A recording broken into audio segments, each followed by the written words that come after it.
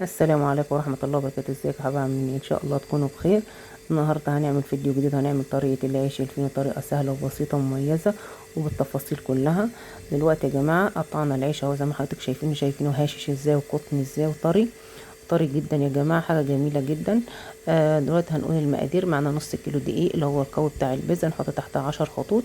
معانا نص كوباية لبن، معانا بيضاية، معانا معلقة صغيرة بيكنج باودر، معانا معلقة صغيرة خل. ده محسن يا جماعة، بديل المحسن بتاع المخبوزات. في مخبوزات بيشتغلوا بيه وفي مخبوزات ما بيشتغلوش بيه، فاحنا ايه نستغنى عن الأضرار، خلينا في المحسن بتاعنا الطبيعي. طبعا معانا دلوقتي 25 جرام زيت، ومعانا 50 جرام سكر، من 4 معالق سكر و4 معالق زيت، ومعايا خميرة بيرة في حدود 40 جرام. حضرتك ما بتشتغليش بالبيرة، بتحط معلقة خميرة فورية كبيرة في حدود 10 جرام. دلوقتي انا بقول لك المعلقة الصغيرة دي اللي ايه عايرت بيها البيكنج باودر ومعلقة الخل، هحطهم على بعض كده فور اهو. اول ما حطيتهم هقلبهم كده وهركنهم دلوقتي يا جماعة. ودلوقتي بقى هركنهم، اول ما ابتدي اشتغل احط بقى ايه، اعمل الخليط بتاعي اللي هو اللبن بتاعي. في درجة اللبن بتاعي نص كوباية اللبن هي 100 جرام في درجة حرارة المطبخ يا جماعة، ما بحطهاش على النار عشان احنا في الصيف. وهكمل الخليط بتاعي العجن بتاعي بالمية، عشان المية برضو ايه بتساعدني في طراوة العجينة وبتخليها حلو. اما اللبن بيديها اللون، والبضاية برضو بتساعدها في اللون. المهم يا جماعة حطيت البضاية والسكر، وهحط الملح وهقلبهم مع بعض حلو زي ما حضرتك شايفة كده اهو. تقلبهم مع بعض حلو. لازم الخليط بتاعي يكون سائل. طب ايه بديل اللبن السائل؟ هنحط معلقه صغيره في حدود 10 جرام لبن بودره. دوت بديل للمحسن. ده بديل يعني اعتبر ان هو محسن مع المحسن ده يا جماعه، ان هو بيدي هشاشه للبن البودره او اللبن السائل، وبيخلي اللقمه تفتح معاه وبيخليها قلبها ابيض وحلو.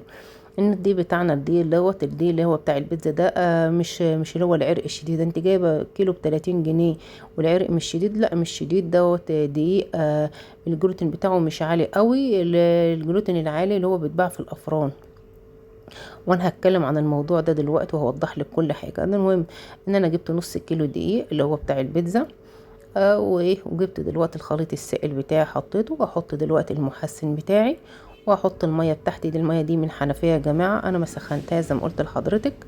احنا ايه بنعتمد على درجه حراره ايه اللي احنا في الصيف ما بنحطش، ما بنسخنش الميه. في الشتاء بندفي الميه.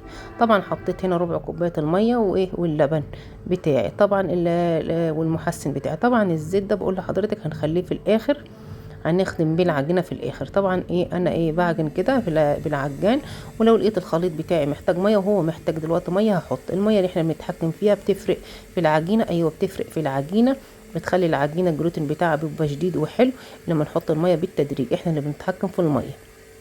الميه مش بيحطوها دفعه واحده، الميه بيحطوها بالتدريج يا جماعه. شايفه انا عماله بقول لك اهو. يعني نوزن كده كوبايه ميه كده جنبينا.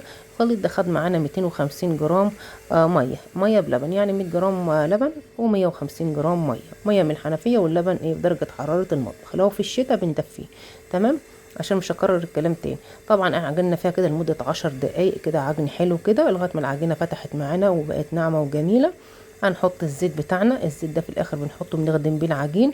ما ينفعش الزيت ده يا جماعه نحطه في اول العجين. لو حطيناه في اول العجينه ونيجي نشغل العجين او نعجن، هيخلي العجينه بتاعتنا مفروله. دي السبب في العيش الفينو بيبقى مفرول معاكي. دي اول نقطه. تاني حاجه دلوقتي يا جماعه، انا دلوقتي حطيت الزيت ودلوقتي بعجن لغايه ما احس ان العجينه بتاعتي اتشربت من الزيت خالص وبقت العجينه طريه وحلوه. دلوقتي هي اتعجنت دقيقتين غير ال10 دقايق، يعني 12 دقيقه عجن تمام. دلوقتي خدت قطعه عجينه وفردتها زي السيجاره كده زي الورقه، واشوف ايه الشبكه الجلوتينيه بتاعتها. لو اتقطعت مني حته العجينه ديت يبقى العجينه بتاعتي لسه ايه ما اتعجنتش حلو، اسمها شبكه جلوتينيه. طب هي اتعجنت حلو تمام، طلعناها اللي هي قطعه العجينه احنا فردناها. شايفه العجينه بقول لك لونها ابيض وناعم وملسقها ناعم ازاي وحلوه جميله جدا. فاحنا دلوقتي يا جماعه، انا يا جماعه ما بسيبهاش تتخمر، انا بشتغل بها على طول. دلوقتي زي ما حضرتك شايفه كده، انا العجينه هقطعها معاكي كور صغيره، كل قطعه 50 جرام زي الافران. حضرتك عايزه تقطعيها 160 حسب رغبتك.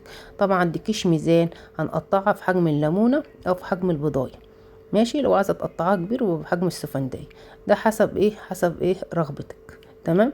دلوقتي انا ما بسيبهاش بقى زي ما اقول لحضرتك، قطعتها ودلوقتي انا بكورها عشان ايه هسيبها تستريح.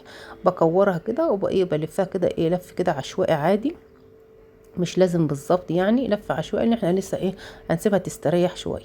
بلفها كلها كده. وقطعت العجينه دي يا جماعه، عملوا لي 19 قطعه. وزن الواحده 50 جرام، يعني النص كيلو عمل معاكي 19 رغيف. تمام، عمل معايا 19 رغيف. وبلفهم كده زي ما حضرتك شايفه كده زي السره كده، والفهم كده. واهم حاجه الرخامه بتاعتي تبقى نظيفه وحلوه وناشفه زي ما حضرتك شايفه كده. وبعد كده هجيب صينيه اروح دهنها ايه بالزيت، دهنه خفيفه كده يا جماعه، ما غرقهاش زيت.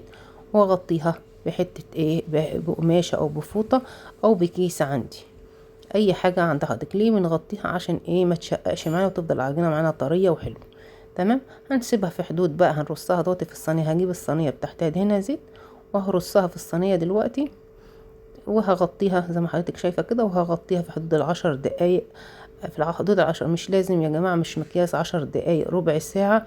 المهم ان هي ايه تستريح بالظبط. احنا هغطيها بالكيس كده يكون نضيف، او بايه قطعه ايه فوطه، او باي حاجه عندنا، مش لازم كيس يعني. جبت الصاج دهنته كده، جبت كده منديل ودهنته ريحه زيت ودهنت الصاج ده. ريحتها كده في حدود ال10 دقايق بالظبط، ما سيبهاش تتخمر، يعني بتستريح يا جماعه. هي ميزه انها بتستريح، بس تكون متغطيه عشان ما تشققش وتنشف معانا العجين. طبعا جبت العجينه وبفردها كده زي ما حضرتك شايفه. وعلى فكره يا جماعه انا بفردها عادي بايدي، ما فيش اي حاجه. انا بقالي 20 سنه بعمل العجينه دي، عجينه العيش الفينو، والكل كان بيسالنا عليها انها بتطلع جميله جدا وهشه. وعلى فكره انا دلوقتي بس انا بفردها لكم عشان البنات اللي لسه مبتدئه. وعلى فكره انا يا جماعه كنت الاول بعملها من غير ولا لبن ولا بيض. طب ليه؟ كنت الاول يا جماعه طبعا فردتها وببرمها زي ما حضرتك شايفه كده، وبقفلها كويس عشان مش تفتح معايا وانا في الفرن. اهم حاجه يا جماعه اقفلها كويس عشان ما تفتحش معايا في الخمر وانا بسويها. تمام، بيتقفل معايا حلو. واللحام دوت بوريه لحضرتك هنحطه في الصاج. كنت الاول انا بجيب يا جماعه اكمل لكم، كنت الاول بجيب الشكاره ديت يا جماعه، اللي هو دقيق الكاو. كنت بجيب اقوى حاجه اللي هو دقيق بتاع العيش الفينو، عشان ايه كنت بعمله لاولادي. وكنت بجيبه كان ايه من غير ولا لبن ولا بيض، وكنت بعمله بالخميره والسكر واخدمه بالزيت. تمام، كان بيطلع معايا زي الفل اكني جايبان من بره، فالكل كان بيسالنا عليه. طب دي نتيجه ايه؟ دي نتيجه ان الدقيق بتاعي فيه ماده الجلوتين بتاعتي عاليه، الشكاره. طب لو احنا رحنا جبناها دلوقتي الشجره، لازم الاول يا جماعه تقفل العجينه كويس عشان مش تفتح معاكم، عشان اقدر اكمل لكم. طب لو احنا جبنا الشكاره، هتجيب الشكاره دلوقتي. الشكاره دوت انا ما عدتش بجيبها، الشكاره دوت عدت ال1000 جنيه. والدقيق اللي هو بتاع المخبوزات ده ما بيتباعش الا غير عند الراجل هو بتاع ايه الدقيق نفسه، وبيتباع الافران. وطبعا لو رحت لبتاع الفرن قلت له هات لي كيلو دقيق، استحاله يديك الكيلو الدقيق اللي هو بتاع المخبوزات، اللي هو بتاع العيش الفينو. مش برضه يدوه لحد، ممكن يديك دقيق تاني من هو العادي اللي هو الضعيف بتاع القراقيشه وكده، لكن ده مش بيدوه لحد. ده يا جماعه بيبقى غالي عليهم، وبقى ايه وبيستخدموه في المخبوزات كلهم عندهم، دوت سر نجاحهم. طب ايه هم بيحطوا لبن، بيحطوا بيض؟ ولا بيحطوا لبن ولا بيحطوا بيض. كل اللي بيحطوه بيحطوا سكر وبيحطوا ملح ويحطوا زيت كده بسيط بسيط كمان، لايه بيدوا طراوه للعجينه، مش زيت كتير. اللي عندهم ماده الجلوتين الدي بتاعهم دوت يا جماعه، ماده الجلوتين بتاعته عاليه جامد جامد. طب انت جايبه الكيلو ب30 جنيه دقيق البيتزا ماشي، بس ماده الجلوتين بتاعته مش عاليه، مش هتديني العرق اللي انا عايزاه. تمام يا جماعه. طب انت بتعملي ايه؟ انا بقى حطيت له محسنات. ايه هي؟ حطيت له معلقه الخل والباكنج باودر، دي فرقت معايا جامد يا جماعه، خليته هاشش وخفيف وجميل. ده غير البضايه واللبن، اللبن بيديله حمران وبيخلوا قلبه ابيض. طب البيضه يا جماعه بتساعده في عمليه النفخان في الفرن، بتنطر الرغيف، يعني بتنطره بتخليه يتنفخ في الفرن. اما اللبن بيساعده ان هو بيخلي قلبه ابيض وبيخليه احمر وحلو. وده كمان نقطه مهمه، مش بتخليني ان انا ادهن العيش بتاعي وانا جاي ادخله الفرن. يعني شوفي انا ببرمه وارصه في الصاج كده وهسيبه يتخمر، ومش هدهنه اي حاجه، ان انا حاطه له كل الحاجات المساعده، المواد المساعده اللي تخليه احمر معايا وجميل. عايزه اقول لك جميل جدا وهشش جدا، تحفه تحفه بجد. جربيه وجربي المقادير، هكتب لك المقادير في صندوق الوصف. وعايزه اقول لك نقطه مهمه جدا معلش انا بتكلم معاكي كتير عشان لازم اغطي الفيديو واقول لك على كل معلومات.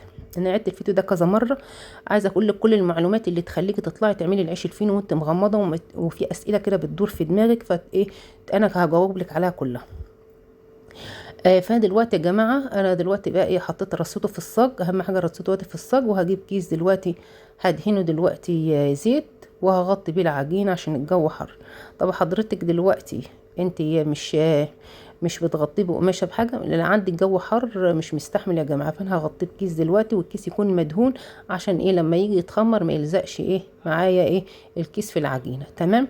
طيب دلوقتي يا جماعه فهم بيجيبوا الدقيق بتاعهم قوي قوي، يعني مش بيحطوا فيه اي حاجه. انا بقى يا جماعه فحطيت فيه ان المواد ديت مواد رافعه وبتخلي لي الدقيق بتاعي حلو. طب احنا بنسمع ان ايه العيش الفينو بيعملوه دقيق جميع الاستعمالات، مش هيبقى معاكي حلو، بينشف معاكي، مش هيبقى معاكي حلو خالص، هيخلي العجينه معاكي تبقى ناشفه كده عامله زي كوز الذره كده، مش هتبقى حلوه، هتبقي زعلانه ومتضايقه.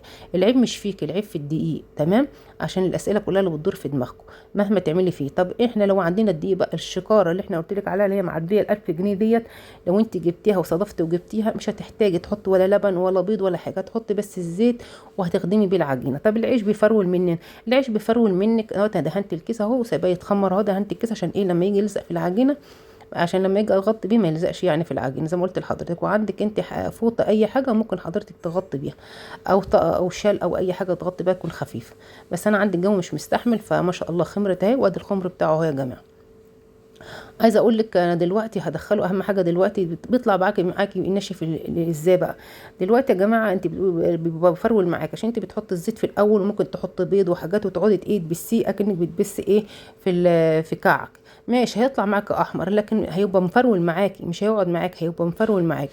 فدي اهم حاجه خطوه، انك انت ما تحطيش الزيت في الاول، حطيه في الاخر، خدمي بيه العجينه. تمام. طيب النقطه المهمه حاجه بقى، لما نيجي ندخل الفرن، واحنا عندنا فرن البوتاجاز بتاعنا الفرن بينشف العجين، هنعمل ايه؟